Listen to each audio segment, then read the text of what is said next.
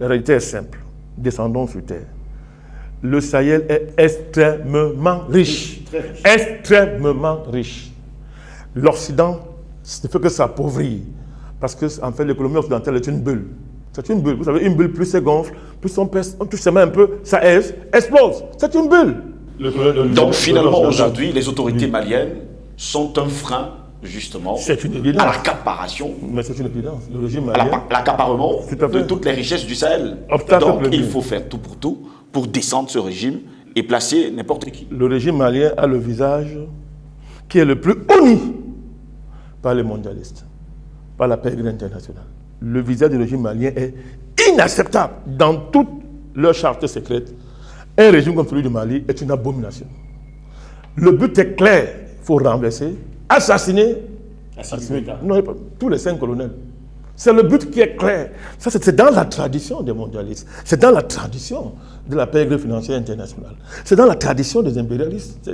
C'est ça qui est en jeu, parce que le régime malien est une menace absolue. Le régime malien est l'expression de la menace qui pèse sur les résidus de l'empire franco-impérialiste, n'est-ce pas, qui tient l'Afrique de l'Ouest. Ben, écoutez, ça dit que le Niger, c'est très fragile parce que le régime malien a activé les sentiments panafricanistes et patriotiques du peuple du Niger. Oui. D'ailleurs, une coalition vient de se mettre en place pour s'opposer à l'avènement de Barkhane. Ce qu'ils appellent réarticulation. Ça fait pitié, ça fait rire. Il n'y a pas de réarticulation. C'est une honte, ça fait rire. Vous avez la Côte d'Ivoire. La Côte d'Ivoire, ne vous fiez pas aux apparences. Ça dit que c'est... Ils savent tous que ça peut exploser à tout moment.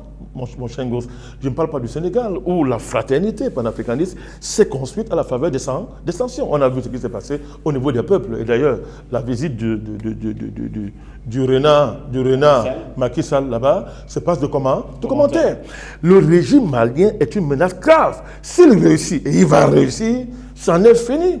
C'en est fini de l'impérialisme en Afrique de l'Ouest. C'est de cela qu'il s'agit. C'est de cela qu'il s'agit. Je ne parle pas du sort économique de la France. Quand vous voyez la dépendance de la France à l'égard des matières premières, prenez le cas du Niger, si on prend seulement le cas du Niger, c'est-à-dire vous prenez le cas du Niger, vous prenez la Côte d'Ivoire, c'est l'Afrique. La France est nourrie par l'Afrique. Donc, le Sahel, donc l'Afrique de l'Ouest. Vous imaginez les dangers? Il y a un danger réel d'appauvrissement accéléré de la France si le régime malien réussit. Et si le régime malien réussit, les plans des Allemands que la France a tirés dans le Sahel, pour ne parler que de ça, les plans de l'Europe sont dans l'eau.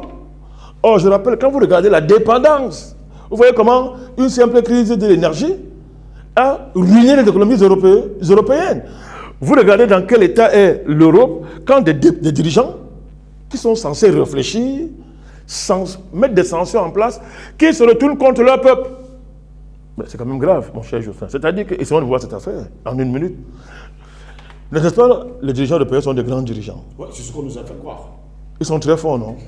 Ils sont très avancés. Et ils ont un cerveau comme moi et vous. Dites-moi comment des gens peuvent s'asseoir, ils ont pris le temps de réfléchir, ils font des sommets avec beaucoup de bruit pour sortir des sanctions qui se retournent contre leur peuple. Comment on peut expliquer ça? Quoi?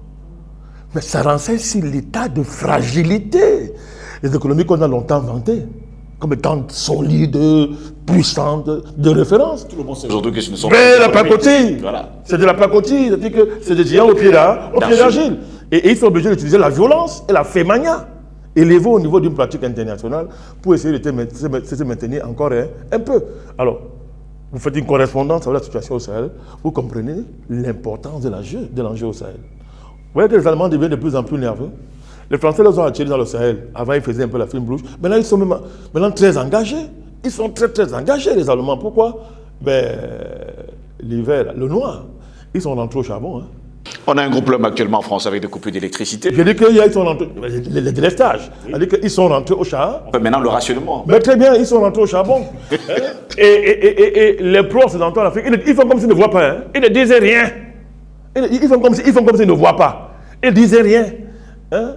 Mais si c'est un pays africain, ils vont dire que ça justifie la recolonisation. Vous voulez me le coloniser, ils sont les nègres, ils ne savent rien faire. Mais voilà les économies avancées, sophistiquées, qui ont d'abord une fragilité extraordinaire et qui sont dirigées... Parlons d'économie. Attendez, pas des savants ignorants. Oui.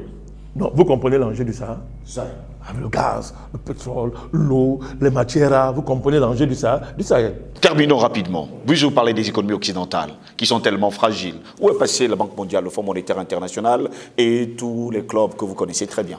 Pour les financer. Pour les financer. Apporter des aides. Oui. Vous avez tout compris. La Banque mondiale est là, elle s'occupe du Mali. Elle s'occupe du Mali. Elle s'occupe du Mali. Mais c'est une question de génie, mon cher Jocelyn. Vous voyez, les Africains ne disaient rien, les pro-occidentaux.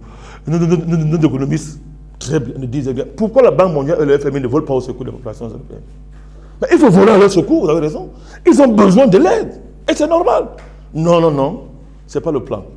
La Banque mondiale et le FMI, on vous l'a dit depuis très longtemps, sont des instruments de recolonisation monétaire des pays africains. Ce sont des instruments du pillage monétaire. C'est-à-dire que quand la colonisation directe s'est épuisée, n'était plus nécessaire, à se succéder à cette colonisation directe, la colonisation par la monnaie, la colonisation par l'économie. C'est même ça le vrai sens du mot impérialisme. Hein. L'impérialisme n'a rien à voir de manière scientifique et fondamentale avec la colonisation directe. L'impérialisme, c'est le mécanisme qui a succédé à la colonisation, qui consiste en une dépendance systématiquement organisée des anciennes colonies à l'égard des anciens colonisateurs. La Banque mondiale, le FMI, sont au cœur de cette affaire. Sont au cœur de cette affaire. Que doit maintenant faire évidemment, par le mécanisme de l'endettement. Oui, les autorités maliennes. Non, continuez sur le chemin. Vous avez vu l'autre jour. Sécuriser le territoire. Bien sûr, sécuriser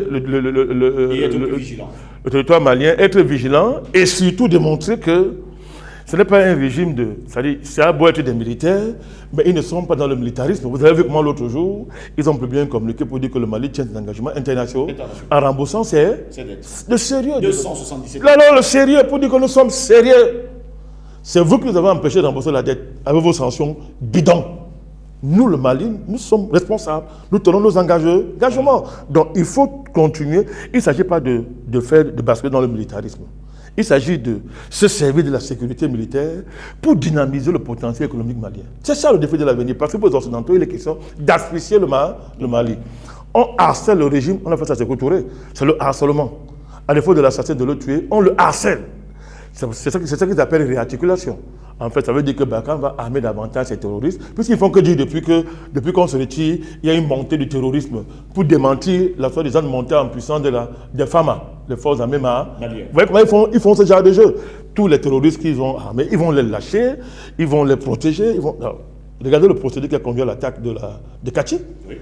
Les drones, vous voyez, les drones qui sont en articulation stratégico-militaire avec les populations, avec les groupes terroristes mobiles bien organisés. Bon, tout le monde comprend. Quels sont les terroristes qui ont ce genre d'armement?